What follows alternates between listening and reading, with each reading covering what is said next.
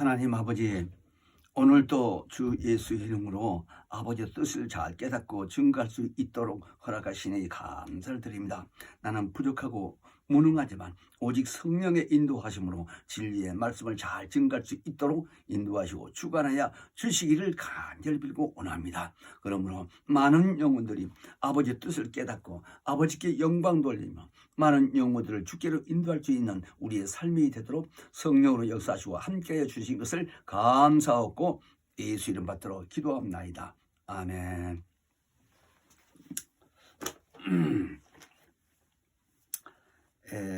사도행전 19장 1절로 7절 말씀을 상고해 드리겠습니다. 아볼로가 고린도에 있을 때에 바울이 이 지방으로 다녀 에베소에 와서 어떤 제자들을 만나 가로되 너희가 믿을 때에 성령을 받았느냐 하니라. 우리는 성령도 있음도 듣지 못하였노라. 바울이 그러면 무슨 침례를 받았느냐? 대답하되 요한의 침례로다. 바울이 요한의 회개의 침례를 베풀면서 백성에게 말하되 내 뒤에 오시는 이를 믿으라 하였으니 이는 곧 예수라 하거늘. 저희가 듣고 주 예수 이름으로 침례를 받으니 바울이 그들에게 안수하며 성령이 그들에게 임하심으로 방언도 하고 예언도 하니 모두 12사람쯤 되니라. 아멘.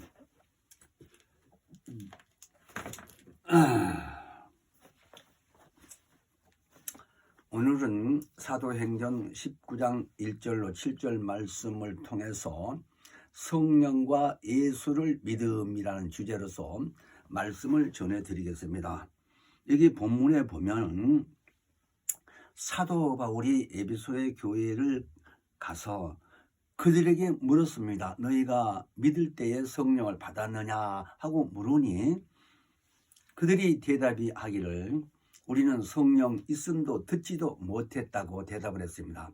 그러면 누구의 이름으로 침례를 받았느냐 했더니 침례 요한의 침례를 받았다고 말씀을 이제 한 그들의 대답을 다시 사도 바울이 말씀하시기를 침례 요한의 침례 주는 것은 회개의 침례로 하면서 침례 요한이 당시에 침례를 주면서 하는 말이 내 뒤에 오시는 이를 믿으라. 그러면 그를 가리켜 예수 그리스도시라 하니까 그들이 그 말을 듣고 예수 이름으로 다시 침례를 받고 그리고 사도 바울이 그들에게 안수로 하니까 성령이 임했다고 그랬습니다. 그래서 그 사람들이 성령 받고 방언도 하고 이런 체험을 가졌을 때에 거기 모인 사람이 12사람쯤 되더라. 그렇게 말씀을 하신 내용입니다. 근데 여기서 사도 바울을 통해서 하신 말씀이 왜 침례를 이미 받았는데 이스라엘 사람들이 침례 받을 때에 침례 요한을 통해서 침례를 받았는데 그 침례를 받은 사람들에게 왜 다시 침례를 받으라고 했을까? 그러면서 그 침례는 예수께서 주시는 것을 의미하면서 그래서 우리는 구약 시대에 사는 사람들은 침례를 받았어도 제사함을 받지 못했습니다. 그 의미를 잘 알아야 돼요. 그러니까 율법 시대에 사는 이 이스라엘 민족들이 침례 요한이 많은 선지자들 중에서 가장 마지막 선지자입니다. 근데 그 선지자들 그 순서를 그렇게 마지막 순서에 나타나서 침례 준 사람이 침례 요한인데 예수님 말씀하시기를 그는 여자가 낳은 자 중에 가장 큰 자이다고까지 말씀했지만 그러나 신약시대 예수 이에 사는 사람들 비해서는 그 사람보다 가장 적은 자라 해도 그 사람보다는 훨씬 크다고 얘기를 한 말씀을 기억을 해야 됩니다. 뿐만 아니라 갈라디아서 3장에서 보면 19절에 율법은 침례 요한이 왔었을 때까지만 율법을 사용하고 이제 하나님의 아들 곧 예수 그리스도께서 와서는 율법을 사용하지 아니하고 마지막이라고 말했습니다. 그러니까 이런 의미를 잘 통해서 지금 우리가 구약 성경이 지금 필요가 없는데 왜 거기 함께 성경을 놓았는지 이렇게 생각하지를 말고, 왜 예수가 와서는 그 율법 시대가 다 지나가고 다 완성됐으며 그 당시에 있는 말씀을 우리가 통해서 제사받지 않는다는 그 의미가 무엇인지를 아셔야 됩니다. 우리가 이제 이미 배워서 알지만 모세를 통해서 율법을 주신 그 신약 시대가 오기 이전에는 하나님이 부리는 천사를 통해서 그에게 얘기를 전해줬다 하는 내용이고, 신약에 와서 예수가 오신 것은 하나님 품속에 계시다가 말씀이 육체로 오시게 된 의미를 우리는 잘 알아야 되는데, 하나님의 종이 된 천사에게 신부를 보내서 말씀을 전한 그 말씀하고 하나님의 아들 품 안에 있었던 그가 직접 나타나셔서 하나님의 뜻을 전하신 것은 하늘과 땅 차이입니다. 그래서 예수 그리스도의 공로, 십자가에서 공로로라고 하면 우리를 위해서 피 흘려 죽으신 이 사건을 말씀하시는 건데, 그의 공로를 힘입고 제삼 받은 자들에게는 하나님이 진리의 성령을 보내주셔서 성령이 오심으로 우리는 제삼 받은 그 확증을 가질 수 있는 뿐만 아니라 인쳐주셨다. 하나님의 아들이라는 신분으로서 그뿐만 아니라 성령이 우리 안에 들어오셔서 하나님의 말씀을 깨닫게 해주시고 생각나게 해주시고 많은 은사가 따르게 하셨다라는 거예요. 이 의미를 잘 아셔야 됩니다. 그래서 성령 충만한 이 사도 바울이 에베소서에 가서 침례를 먼저 물게 된 것은 침례를 받음으로 너희가 옛사람이 다 죽고 장사됐다 하는 의미를 우리가 신약 성경에 와서 넘어서 6장에 잘 기록되어 있지요. 그러니까 죄인으로 살았던 너희 육체의 기간 동안은 완전히 끝났다라는 거예요. 침례를 받음으로. 그리고 물속에서 나오는 이후에는 하나님의 자녀로서의 하나님의 말씀을 통해서 그 영이 다시금 살면서 지속될 뿐만 아니라 거룩하고 깨끗하며 지속될 뿐만 아니라 방금 말씀드린 것처럼 은사가 나타나서 많은 이적과 표적이 나타나서 이 땅의 육체의 기간 사는 동안에 육체의 소욕이 앞설 뿐만 아니라 진리의 말씀이 생각나게 하고 진리의 말씀으로 살게 되므로 능력을 행하게 되는데, 이 우주 안에는 보이지 않는 악한 영들이 수없이 있다고 우리가 알고 있잖아요. 그 영들에게 지배받지 아니하므로 우리는 하나님의 자녀의 신분으로 신령한 복으로 살게 된다는 거예요. 그러니까 예수를 믿어도 쉽게 말해서 병이 나고 자꾸 아프고 이런 사람들, 그건 당하고 있는 것입니다. 사망의 세력으로 인해서. 기독교인으로서의 진리의 말씀을 배우고 깨달은 사람이라면 이런 의미를 잘 아셔야 돼요. 하나님의 자녀이고 하나님이 우리 아버지라고 부르는 사람이라고 하게 되면 내게서 능력이 나타나느냐 안 나타나느냐, 이것이 엄청난 큰 차이가 있다는 거예요.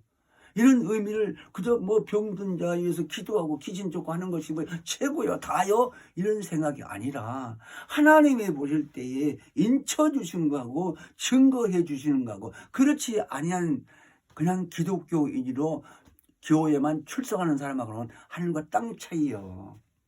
이런 의미를 아셔야 돼요. 그래서 그 이름을 영접하는 자들에게는 하나님의 자녀의 권세까지 주었다고 그랬고, 그런 사람을 가리켜 요한복음 1장 1절을 쭉 보게 되게 되면 13절까지 이는 육정으로나 사람의 뜻으로 나지 아니하고 하나님께로서 다시 났다라는 거, 그래 거듭났다고 하는 말을 많이 사용하지 않습니까? 교회만 나왔다고 해서 교회 거듭난 게 아니에요. 자기 영이 다시 살아나서 하나님의 진리의 말씀으로 보존되며 성령의 인도하심으로 체험이 무수하게 같이 있다 얘기예요. 그러니까 신앙생활을 혼자 하는 것이 아니라고 우리가 많이 말씀을 드렸잖아요. 도와주는 사람이 있어야 돼요. 그러니까 예수님 하신 말씀이 우리를 고아처럼 버려두지 아니하고 내가 가서 다시 와야 너희에게 유익하다는 거예요. 다시 온 것을 주님의 이름으로 성령이 오신 것을 말씀하신다고 우리가 많이 들었잖아요. 그런데 이 침례에 대해서 사도 바울이 그렇게 강조하고 예수의 침례를 받게 된 의미를 잘 말씀하셨는데, 먼저 우리는 침례에 대해서 잘 이해를 해야 돼요. 왜 그러느냐? 하나님 입장에서 성경을 봐야 되기 때문입니다. 아주 거창한 얘기로 이 지구의 땅덩어리가 어디서 왔어요? 하나님이 창조했다고 그랬지요. 하늘과 땅을, 천지를 창조했단 말이 요한복음에도 창세기에도 있고 빌립에도 있고 많이 있잖아요. 그러니까 신구약 성경을 통해서 하나님이 조물주이심을 기록된 말씀이 많이 있습니다. 그런데 이 우주를 만들기 이전에 저 우주 밖에 하늘과 함께 이렇게 한 통수로 이렇게 있었다라는 거예요. 워낙 커서 그렇지. 근데 하늘 보좌 앞에서 천사가 하나님의 그 의와 공의를 기초로 둔 그 보좌 앞에서 불의가 드러난 겁니다. 그 불의가 드러난 천사가 루시엘 천사라고 하는데, 그 천사가 그렇게 불의가 드러난 후에 그와 같이 또 불의가 드러난 그 천사들 다 함께 이 지금 우주가 된 이 지구 안에, 이 우주 안에 떨어뜨렸다는 거예요.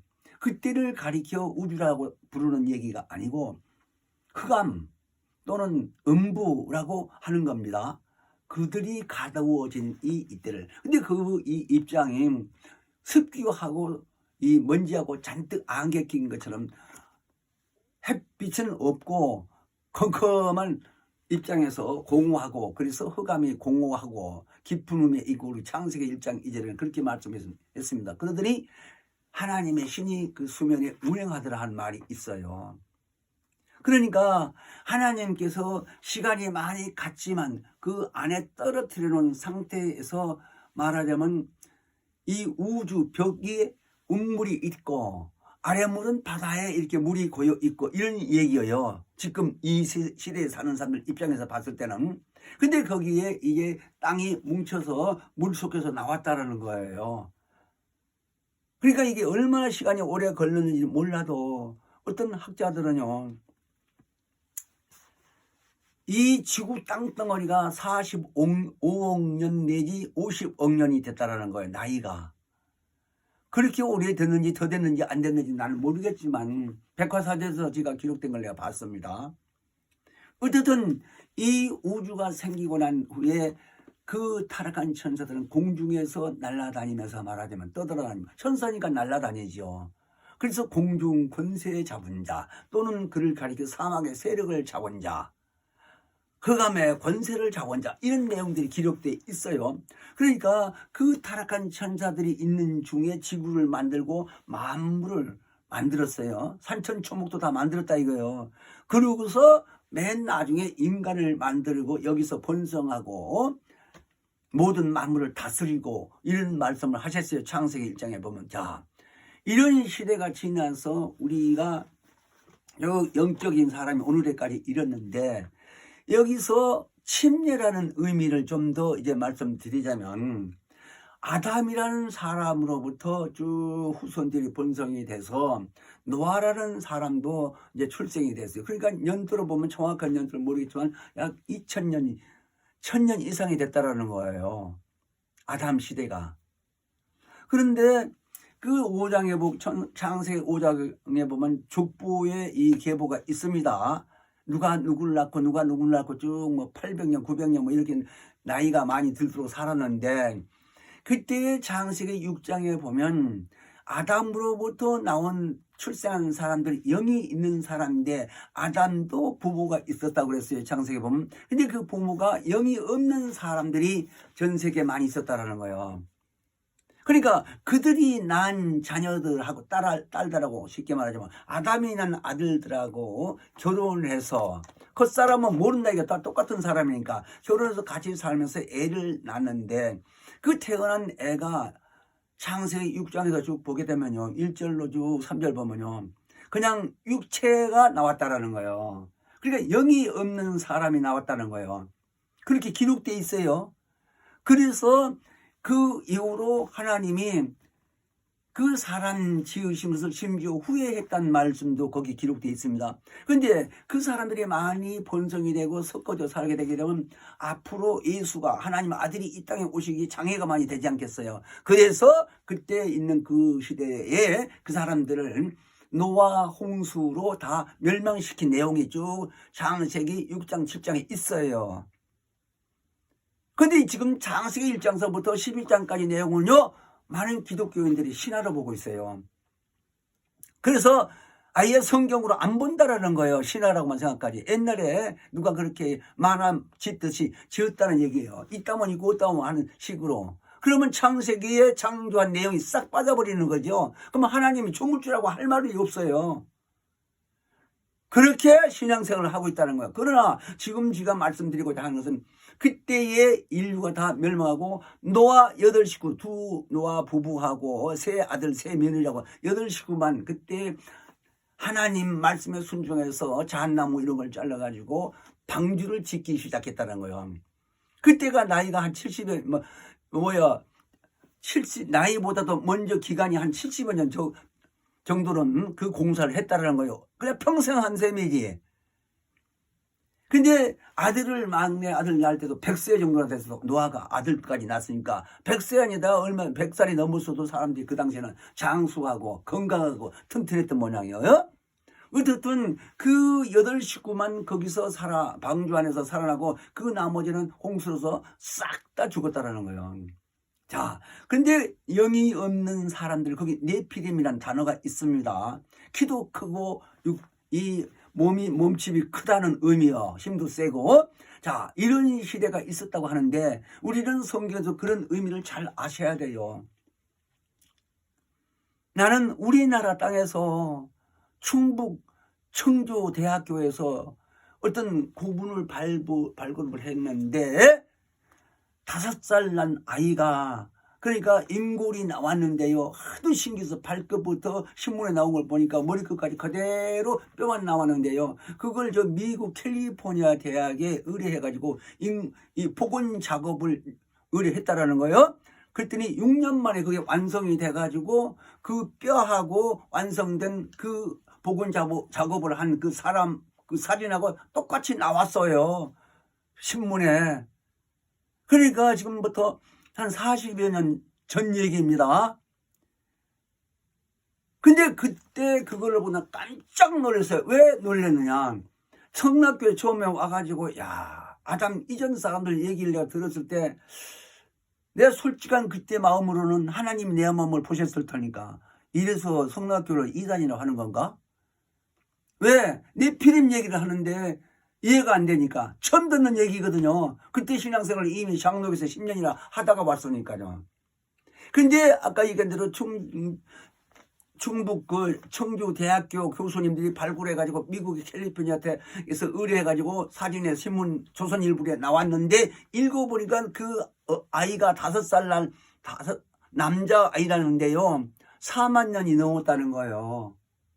왜 놀랐느냐? 그거 횟수를 보고 아니 우리나라 지금 당군 왕검이 우리 한국의 조상이라고 이렇게 알지 못한 사람은 초등학교도 안 나간 사람이라고 해야 되겠지요? 난 초등학교 다니면서 배웠으니까 그거를. 근데 10,000년도 안 됐어요 지금 당군 왕검이.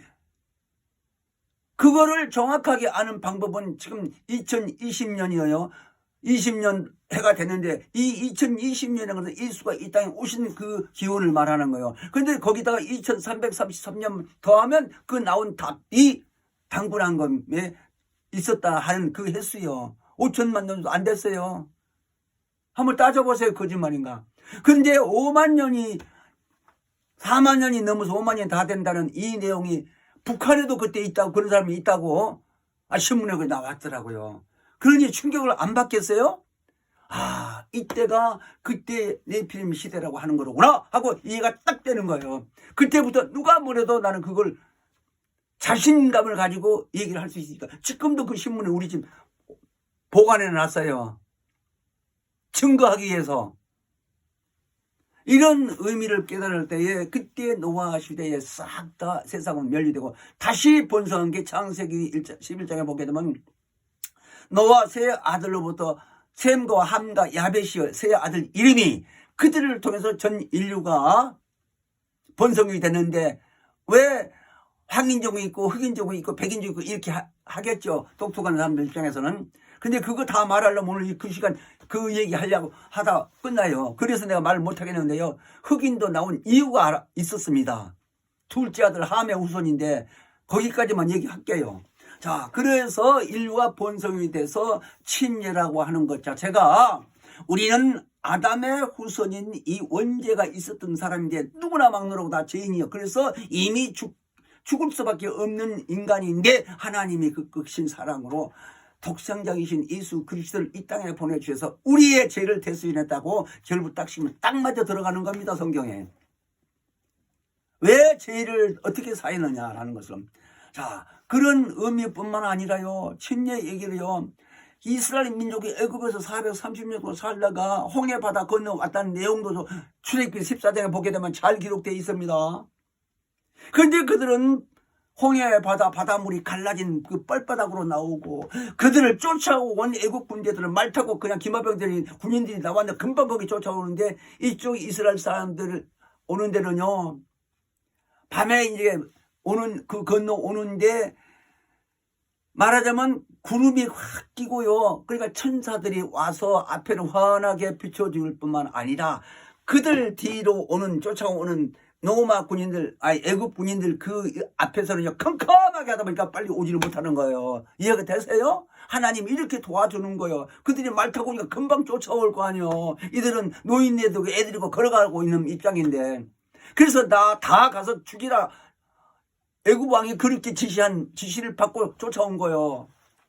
그런데 그 홍해 바다에서 그 이스라엘 민족을 다 육지로 건너오고 그들이 바다 가운데 거기 다 쫓아오는데 다시 물이 싹 합쳐졌다는 거예요. 모세 통해서 기도하게 해서. 그래서 그들은 다 거기서 바다에서 몰살을 했어요. 말이고 사람이고 할 것 없이. 이런 내용이 출애굽기 14장에 있는데 그것을 침례라고 한다는 거예요. 그러니까 이스라엘 민족이 물 때문에 살았다는 거예요. 그러니까 베드로전서 3장 21절에서 뭐라고 그랬느냐면요. 물은 예수 그리스도의 부활하심으로 말미암아 이제 너희를 구하는 편이 곧 침례라 그랬습니다. 근데 물속에 들어갔다고 해서 우리의 육체에 더러운 것이 없어진다는 것은 아니고 우리의 선한 양심이 하나님을 향하여 찾아가는 것이라 하는 거예요. 그러니까 우리가 예수 믿고 침례받고 예수 그리스도 공로로 죄도 용서받았고 성령까지 받았다 해서 바로 천국에 가는 건 아니잖아요. 그래서 남은 여생이 평생 동안 사는 동안에 성령의 인도하심으로 진리의 말씀으로 보존되고 하나님을 향해서 하늘로 찾아가는 기분으로 살고 있는 겁니다. 그래서 우리는 부활이 있고 그 다음에 천국으로 올라가는 시대가 언젠가는 이제 올 수 있겠죠. 자, 이런 의미를 우리는 성경에서 잘 아셔야 돼요.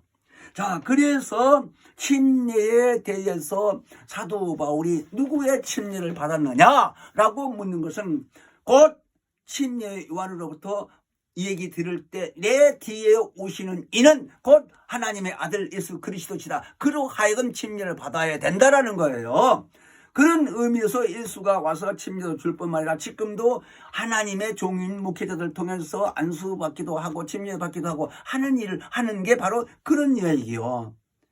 예수의 대신 일을 맡겨놓은 주의 종들로 하여금. 자, 그래서 우리는 오늘 이 말씀이 사도 바울이 너희가 믿을 때에 성령 받았느냐 하는 말씀을 잘 이해를 해야 됩니다. 그 19장 사도행전 2절에 보면 그런 말씀을 했죠. 그러니까 우리는 성령 받은 것이 어떤 방언하고 자랑한 날 이런 의미가 아니라 신앙생활을 홀로 하는 게 아니라는 의미를 잘 아셔야 된다 하는 이야기입니다. 그래서 성령이 내 안에 들어오셔서 우리 생각을 이끌어주고 진리의 말씀을 깨닫게 해주시고 인쳐주시고 보증해 주실 뿐만 아니라 신앙생활 우리가 죽을 때까지 도와주시는 겁니다. 얼마나 행복해요. 하나님의 신이 도와준다는 말. 그래서 전 세계에서 이스라엘 민족은 하나님으로부터 선민으로서 인정을 받은 그들인데, 그들이 전 세계에서 경제권을 가지고 있다는 말은 잘 많이 들었을 겁니다. 그렇게 조그만 나라인데도요, 세계적으로 경제권을 잡고 있다는 거예요. 그런데 그 이유가 뭐냐? 하나님의 지혜의 신을 받고 산다는 거예요. 그러니까 신의 지혜를 받고 하나님께 감사하고, 왜? 하나님의 말씀으로 이 우주를 있으라 하니까 웃었고, 저 태양도 말씀으로 있게 하니까 말씀이 듣고 말하자면 그 태양이 생겨났다라는 거죠. 그래서 이 태양의 빛을 지구에 비춰서 우리가 태양빛을 보게 되고, 밤에도 달이 있으라 하니까 달빛이 비춰서 어둡지 않게 해주시고, 뿐만 아니라 지구가 자전한다는 말씀 우리 학교에서 배웠잖아요. 제자리에서 돈다라는 겁니다. 하루 24시간 돈 게 1일이요. 365일 도는 게 1년을 잡는다 이거요. 그런데 그렇게 처음부터 만들어질 때까지 지금 몇 억 년이 되는 이때에도 자전하고 있는 이 지구가 1.1획 때도 틀리지 않고 다른 이성하고 부딪히지도 않고 참 신기하죠. 하나님 뜻이. 이런 것을 잘 깨달은 그 이스라엘 민족은 그 신의 성품을 사모할 뿐만 아니라 그 신이 주신 이 지혜를 얻고 산다는 거예요. 그래서 모든 세계보다 경제권을 우선지고 있다고 한다는 말을 난 많이 들었습니다. 그래서 우리는 그런 입장에서 봤을 때요, 열왕기상 3장에서 보면 솔로몬 왕의 얘기가 나옵니다. 그가 왕이 돼서 자기 아버지가 다윗 아니에요. 다윗 왕이 죽고 솔로몬이 왕이 됐습니다. 근데 그 왕이 하나님께 기도를 하는 겁니다. 솔로몬 왕이. 내가 이 많은 백성을 어떻게 다스릴 수 있겠습니까? 나에게 지혜를 주셔서 이 백성들을 잘 죄를 판단하고 선과 악을 구별할 수 있고 잘 관리할 수 있도록 나에게 지혜를 주세요라고 기도를 하는 그 기도를 하나님이 들으시고, 솔로몬 기도에 마음이 간 거예요. 왜? 네가 네 자신을 위해서 장수하게 해달라고 기도도 하는 것도 아니고, 건강이나 또는 아주 오랫동안 이렇게 왕을 할 수 있도록 하는 이런 자만하고 자기 유익을 위해서 간구한 게 아니라 백성을 위해서 하나님의 지혜를 받게 되게 되면 많은 백성들이 있다 할지라도 다 판단하고 재판할 수 있는 지혜, 이런 것을 구하니 하나님이 그 구하는 내용이 너무 기특해서 그 지혜만 줄 뿐만 아니라 장수하는 것도 법까지 다 포함해서 준 거예요. 그러니까 이게 소문이 나가지고요, 지혜가 좋다는 말씀 듣고 이웃 나라에서 금덩어리 가지고 솔로몬 왕한테 그 지혜를 받으러 온 사람도 성경 보면 있잖아요. 그래서 그 사람뿐만 아니라 그 이스라엘 민족들 지혜를 받은 사람이 많아요. 다니엘 선지자를 봐요. 그 위에 다니엘 선지자만 하더라도요, 다니엘서 1장 2장 5장 쭉까지 보게 되면요, 다른 나라에 가서요 왕의 꿈을 해몽을 해주고요, 그런 식으로 이렇게 하다가 감옥까지도 나중에 갔는데 결론은 감옥 안에서도 또 임금의 꿈을 해설해서 그 나라의 임금들로부터 말하자면 인정을 받아서 세 번째 가는 높은 사람 계급을 받아가지고 치리할 정도로다가, 얼마나 다니엘 그 젊었을 때 속국으로 살았다는데 이스라엘 나라 다른 나라한테 그런 내용으로 우리가 봤었을 때 이스라엘 사람들이요 정말 하나님께 지혜를 받아서 산다는 것 자체가 얼마나 신령한 복인지를 우리는 이 시대에 살면서도요, 성경을 통해서 하나님 말씀을 열심히 보고 깨달아서 성령의 역사로 지혜를 받아야 되겠구나 하는 걸 사모할 줄 알아야 됩니다. 그러니까 성령이 누구요? 하나님 품에서 나오시는, 아버지께서 나오시는 진리의 성령이라는 거예요. 그 성령이 함께 있게 되다 보면요, 아무리 무식한 사람이도 성령의 지혜를 받다 보면요 지혜가 있습니다. 그러니까 야고보서 1장 5절에는 그렇게 얘기했잖아요. 너희는 누구든지 지혜가 부족하거든 후히 주시고 꾸짖지 아니하시는 하나님께 구하라. 그리하면 너희에게 주신다. 라고 그렇게 말씀을 하셨습니다. 그러므로 우리는 성경을 통해서 예수님이 땅에 오셔서 하신 말씀을 보게 되면 내가 아버지께 구하겠으니 그가 또 다른 보혜사를 너희에게 주사 영원토록 너희와 함께 있게 하시리니 저는 진리의 영이라. 라고 요한복음 14장 16절 18절가 쭉 이 얘기를 했습니다. 그러니까 예수님이 이 땅에 계시는 것부터 가셔야 우리에게 유익함이 온다는 그 말씀이 성령이 우리의 안에 들어서 계시게 한다는 거예요. 예수는 지금까지 있다고 하게 되면 그 이스라엘 나라에 가야 우리가 예수를 볼 거 아니겠어요. 그러나 인류를 위해서 그 무지한 피를 흘리시고 부활해서 가신 후에 그 이름으로 오신 성령은 예수의 공로를 힘입은 사람이 어느 각국에 있든지 간에 성령은 다 그들에게 임하시게 하셨다라는 겁니다. 그러니까 성령 받는 것도 예수 공로를 힘입은 사람이요, 예수 공로에 힘입은 사람들이 지혜 받는 것도 성령의 역사로서 받는 것이요, 그 성령께서 우리에게 지혜를 줄 때에는 하나님의 말씀을 기초로 해서 주신다는 거예요. 그러니까 하나님의 이 모든 말씀은 진리요, 생명이요, 또 영생이다, 이런 얘기입니다. 그러니까 오늘날 우리는 인도를 받는 것이 성령의 인도를 받게만 하면 얼마나 충만하고 지혜를 받겠어.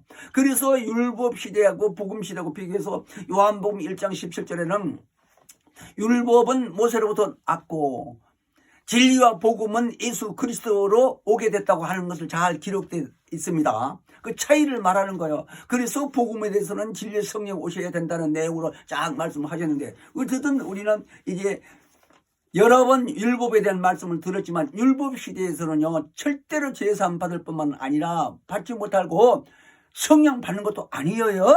그 의미를 잘 아셔야 됩니다. 그래서 우리는 이제 오늘 말씀이 사도행전 19장 5절로 7절에 보면 에베소 교회에서 아까 바울을 통해서 침례를 받았는데 그때 그들이 성령 받은 사람들이 사도 바울에게 12사람쯤 되는데 방언도 하고 많은 예언도 하고 이런 사람들이 나타나는데, 오늘날 우리는 성령이 우리 안에서 임하시면 우리 몸이 은사가 나타나는 이 의미를 잘 아셔야 돼요. 은사. 왜 은사를 받아야 되느냐, 왜 이런 능력과 이적이 따르야 되느냐 하는 것을 결론적으로 말씀을 드리자면요, 이 우주에는 아까 제가 서두에 말씀드린 대로 보이지 않는 영적 악한 존재들이 얼마나 많으냐 이거요. 이들이 예수 믿는 자들을 가만히 두지를 않습니다. 그러니까 마귀가 우는 사자처럼 삼킬 자를 찾아다니냐고, 오직하면 마귀 행하는 일을 사자의 비유를 했을까요? 사자가요 운다고 하는 것은 배가 고프지 아니하면 울지도 않는데요. 나도 그 전에 누구한테 들었어요. 그 서울대 교수라는 사람이 그런 얘기를 많이 하시더라고요. 그러니까 산골짜기 이쪽에서 배가 고파서 울면요 어떻게 큰 소리를 지르는데 저쪽 산까지 울려가는데 노르고 토끼고 뛰어가다가도 그 울음소리만 들면 오금이 펴지질 않는다는 거예요. 그냥 못 가고 서 있는다는 거예요. 무섭잖아요. 사자가 그렇게 울음소리가 크다는 거예요. 그냥 배가 고프면 그런다는 거예요. 그냥 그거를 성경을 말씀하신 거예요. 우는 사자처럼 다니면서 삼킬자를 찾아다닌다는 거예요. 이런 시대에 살고 있는 우리는 이제 머지않아서 마귀와 그 악한 자들이 이제 무저갱에 가서 가두어질 때가 올 터인데, 지금 세상 사는 이 시대가요 종말이 다 와 가는지도 몰라요. 세대 돌아가는 거 보면 야 악하다. 지금도 그런 말씀을 많이 합디다. 사람들이 이거 재앙이 오는 게 아니냐고, 코로나인지 바이러스인지 때문에. 근데 전 세계가 난리요 지금. 근데 그건 하나님이 모르실까요? 알고 있죠. 근데 왜 이런 게 왔을까 하고 생각도 해볼 만도 해요. 정신 차려고 그러는지 세상이. 근데 우주 안에는 이 악한 이 영적 존재들이 많아서요 무슨 병이 올지도 모르는 거예요. 그래서 우리는 예수 안에서 정말 담대하게 기도하고 성령의 인도를 받아 건강히 지속돼야 되는데 은사가 나타나야 된다 이 말입니다. 그래서 아프지도 아니고 건강한 마음으로 신앙생활 잘 하게 되므로 우리는 승리하는 삶을 산다 하는 것을 잘 아셔야 됩니다. 그러므로 지혜를 구하여서 하나님의 말씀을 잘 깨달을 수 있도록 성령의 인도함을 받아야 된다 하는 얘기입니다. 그렇지 아니하게 되게 되면 우리는 신앙생활 그냥 종교생활이에요. 그래서 성경에 보면요, 이사야 선지자를 통해서 하는 말은요, 그 하나님이 이 다음에 예수를 가리켜 이 땅에 오실 때를 예언했을 때 이사야 선지자가요, 이사야 9장 6절에 보면 그 이름은 기묘자라 모사라 전능하신 하나님이다 영존하시는 아버지시다 평강의 왕이라 할 것입니다. 이런 말씀을 했어요. 그리고 쭉 가면 28장에서 보면요, 하나님의 지혜는 광대하십니다. 그러니까 무한하시다는 거예요. 한계가 없다, 이거 하나님의 지혜가. 그래서 우리는 이 지혜를 따라서 이 세상에 사는 동안에 마귀의 계기를 유혹받지 아니하고 우리 영혼에, 우리 교회에서는 그늘지지 않게 하라는 말씀을 가끔 쓰지요. 우리 시몬, 우리 영에 그늘지게 되면은 영감이 없어진다는 거예요. 그러니까 맑은, 쉽게 표현을 하자면 맑은 이 정신 자세로 깨어 있으면서 지혜롭게 좌우에 치우쳐지 아니하고 하나님 말씀만 생각나고 이렇게 쭉 진리의 말씀으로만 보존되고 살아야 될 사람들이 이 생각 속에서 생각이 흐려지면 그게 그늘진 거다 하는 얘기요. 쉽게 말하자면 영감이 사라진다 이거예요. 영광, 빛이 비춰야 되는데 그 영광을 가리해주면 어두워지겠지요. 그런 의미를 말씀하신 거예요. 그늘지게 않게, 영혼이 자기 영에 그늘지지 않도록, 영감이 없어지지 않도록. 그래서 성령의 말씀하시기를 어떤 사람이 믿음에서 떠나 미혹게 하는 영과 귀신의 가르침을 쫓나니 이는 자기 양심이 화인 맞아서 외식함으로 거짓말을 하는 자라고 성령이 가르쳐 주는 겁니다. 디모데전서에 보면 그런 말씀이 있는 것처럼 우리는 정말 이 땅에 살면서 하나님의 성신을 받고 성신을 받는다고 하게 되면 그 신의 지혜를 말씀하시는 거예요. 하나님이 성령을 성령이라고 하고 성신이라고 하지만 우리에게 직접 오셔서 지혜를 주신 분이 성신이니까요. 성령이 우리 안에 같은 의미여 성신 성령. 근데 그분이 우리 안에 들어와서 지혜의 말씀, 생명의 말씀, 영생의 말씀을 깨닫게 해주시고 신앙생활 잘하되 하나님을 모시고 하나님 이름에 영광 돌리는 삶을 살 수 있도록 우리를 인도해 주신다라는 거예요. 그 의미를 이스라엘 사람들이 세상에 살면서 아까 말씀드린 대로 경제권을 가지고 있다는 말에 의해서 그들이 솔로몬 비롯해 다니엘이고 다 할 것 없이 얼마나 지혜가 많았어요. 아까 다니엘 같은 사람은 청년으로서의 지혜를 충만히 받아가지고 그 나라에 잡혀간 그 나라의 임금들 꿈 해몽까지 다 해줘가지고 아니 훌륭한 높은 사람이 됐잖아요. 그게 복이라 이거예요. 그러니까 이 땅에 사는 이 시대에 아무리 문화가 발전하고 성장한 나라일지라도요, 지혜가 없으면 아무것도 아니요. 그런 거 아니에요? 사람이 사는데. 그래서 야고보서 선지자를 통해 가지고 누구든지 지혜가 없거든 부족하거든 그랬어요. 그러면 후히 주시고 꾸짖지 아니하시는데 하나님께 구하라 그리하면 얻는다 그랬어요. 그리고 솔로몬 같은 사람도 그랬어요. 잠언서를 솔로몬이 썼는데 잠언서 1장 7장에 보게 되면 하나님을 경외하는 것이 지식의 근본이라는 거예요. 그러니까 하나님을 잘 믿고 도리하고 섬기는 사람이면 지식의 근본이 하나님을 모셨을 때에 훌륭한 사람이 된다는 얘기죠. 우리가 사회에서 훌륭한 게 사는 것도 중요하지만 더 중요한 것이 내 육체가 건강한 몸으로 죽을 때까지 지속되는 이 건강, 그게 은사라 이 말입니다. 성령이 오셔서 우리에게 주신 이 은사를 받고 하나님 보시기에 성공할 수 있는 육체의 건강이 우선은 성공이 돼야 되겠죠. 그렇게 사는 마음으로 이 시간 우리가 기도할 때에 하나님의 지혜를 충만히 우리 영혼 속에 성령으로 달라고 예수의 크게 한번 부르고 기도합니다. 예수여 거룩하신 하나님 아버지, 참으로 만사를 정말 통해서 우리는 하나님의 지혜가 아니고 명철이 아니시면 다스릴 수도 없고 정복할 수도 없사오니 아버지 우리에게 지혜와 명철을 주셔서 이 땅에 사는 육체의 기간 동안에 하나님의 말씀으로 지배받는 우리의 삶이 되도록 성령께서 인도하시고 주관하여 주시기를 간절히 빌며 예수 이름으로 기도했습니다. 아멘. 하늘에 계신 우리 아버지여, 이름이 거룩히 여김을 받으시며 나라 힘하옵시며 뜻이 하늘에서 이룬 것 같이 땅에서도 이루어지이다. 오늘날 우리에게 일용할 양식을 주옵시고 우리가 우리에게 죄 지은 자를 사하였던 것 같이 우리의 죄를 사하여 주옵시고 우리를 시험에 들게 하지 마옵시고 다만 악에서 구하옵소서. 나라와 권세와 영광이 아버지께 영원히 있사옵나이다. 아멘.